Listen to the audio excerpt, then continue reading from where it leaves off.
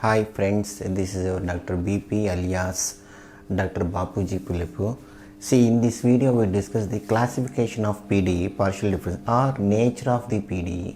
See, how they will give me is what we consider only second order differentiation.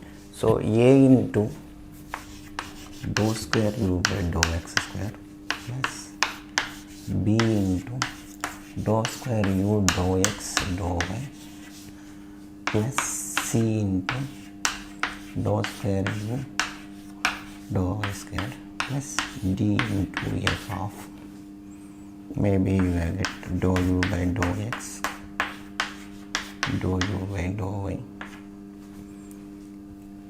then u of x comma y, some constant, some k.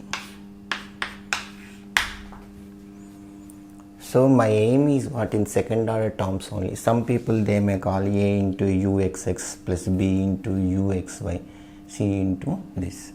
Actually where here A, B and C are maybe functions of xy or maybe constants also. Some people they can write A of xy, B of xy, C of xy, ABC also functions of xy. Sometimes is maybe constant. Nature of the PDE means what? These three fellows only useful for me. From this how I will write B square minus 4AC less than 0 means what? My given PDE is elliptic.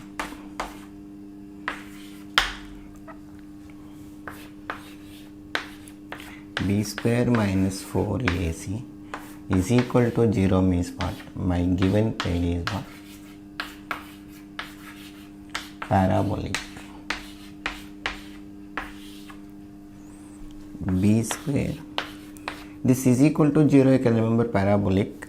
B square minus 4AC greater than 0 means what? Hyperbolic. See, you can remember greater, high means what? Great means what? High means hyperbolic. Greater than 0 means hyperbolic, is equal to 0 parabolic, less than 0 elliptic.